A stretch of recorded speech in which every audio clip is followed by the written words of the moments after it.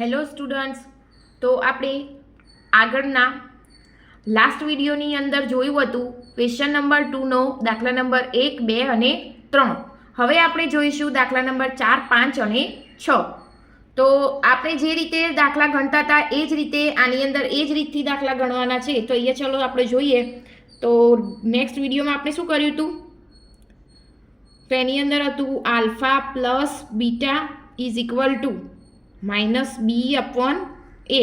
તો અહીંયા આપણને જે સરવાળો અને બાદબાકી એક સરવાળો અને ગુણાકારના આપેલું છે તો એનો ઉપયોગ કરીશું. તો પહેલો સરવાળો અને બીજો ગુણાકાર છે. તો અહીંયા લઈએ પહેલું સરવાળાનું.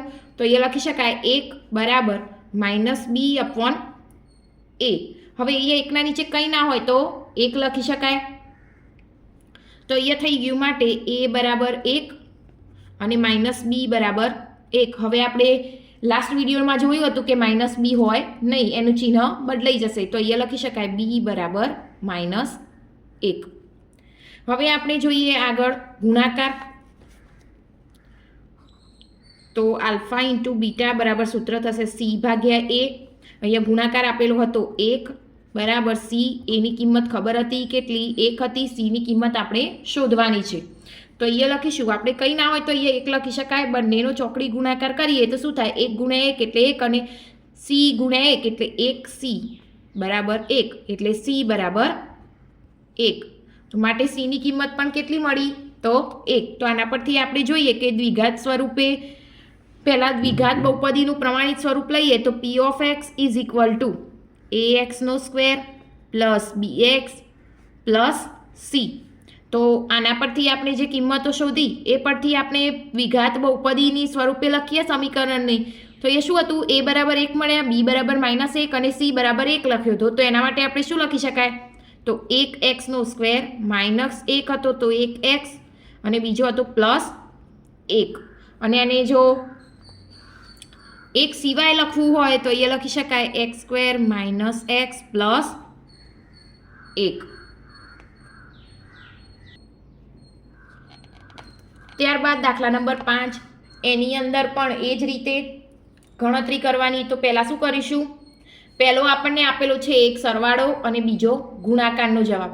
તો એ લખીએ આપણે alpha plus beta is equal to થશે -b/a. અહીંયા લખીએ આપણે -1/4 બરાબર -b/a. તો માટે a બરાબર થશે 4 અને -b બરાબર -1. હવે જો બંને બાજુ માઇનસ હોય તો માઇનસ પ્લસ થઈ જાય. તો અહીંયા લખી શકાય કે b બરાબર 1. હવે આગળ જોઈએ તો શું લઈશું આપણે? ગુણાકાર. તો alpha into beta is equal to c/a. તો અહીંયા આપણે લખીએ તો આપણે શું આપ્યું હતું? 1/4 બરાબર c/a. ની કિંમત હતી 4. તો બંનેનો ચોકડી ગુણાકાર કરીએ તો શું બનશે? તો 4c બરાબર 4 એટલે અહીંયા થશે c બરાબર 4/4. 4 નીચે અહીંયા c જોડે ગુણાકારમાં હતા, આ બાજુએ જાય બરાબરની આ બાજુએ. તો ગુણાકારનું પદ હંમેશા ભાગાકારની અંદર જાય. તો 4/4 એટલે આ છેદ ઉડી વધશે 1. તો માટે લખી શકાય c બરાબર 1. તો અહીંયા આપણે પ્રમાણિત સ્વરૂપે દ્વિઘાત બહુપદીનું સ્વરૂપે લખીએ તો અહીંયા બનશે bx બરાબર ax² plus bx plus c. તો અહીંયા લખીએ આપણે a બરાબર કેટલા હતા? 4. તો અહીંયા થશે 4x², b બરાબર 1 તો 1x અને c બરાબર 1 તો અહીંયા થશે 1. ત્યારબાદ દાખલા નંબર 6 અને આ ક્વેશ્ચન નંબર 2નો લાસ્ટ દાખલો 4 અને 1. તો અહીંયા શું કરીશું આપણે? તો પહેલાં લઈએ સરવાળો. સરવાળો આપેલો છે 4. તો alpha plus beta is equal to -b/a. તો લઈએ 4 બરાબર -b/a. 4ના નીચે કંઈ ના હોય તો 1 ગણી શકાય. તો ગુણાકાર કરીએ તો એ થશે a બરાબર 1 -b બરાબર 4. b માઇનસ ન હોય એટલે થશે -4. હવે આગળ લઈએ ગુણાકાર. Alpha into beta is equal to c/a. તો એનો ગુણાકાર આપેલો છે 1. c આપણે શોધવાનો છે એટલે અહીંયા લખીશું c અને a બરાબર થશે 1. તો કંઈ ના હોય તો નીચે 1 લખી શકાય. આ બંનેનો ચોકડી ગુણાકાર કરીએ તો અહીંયા શું થશે? 1 ગુણ્યા 1 સી ગુણ્યા 1 એટલે સી બરાબર 1. માટે સી પણ કેટલો મળ્યો? 1 મળ્યો. તો અહીંયા લખી શકાય. આપણે શું કરીશું આગળ? દ્વિઘાત બહુપદી સ્વરૂપે લખીશું.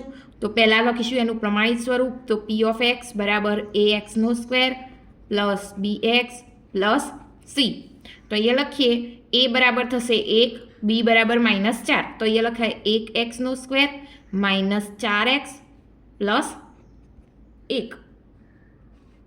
તો આને બીજી રીતે પણ લખવું હોય, જો 1 ના લખવું હોય તો અહીંયા પણ આ રીતે પણ લખી શકાય. 1x² -4x plus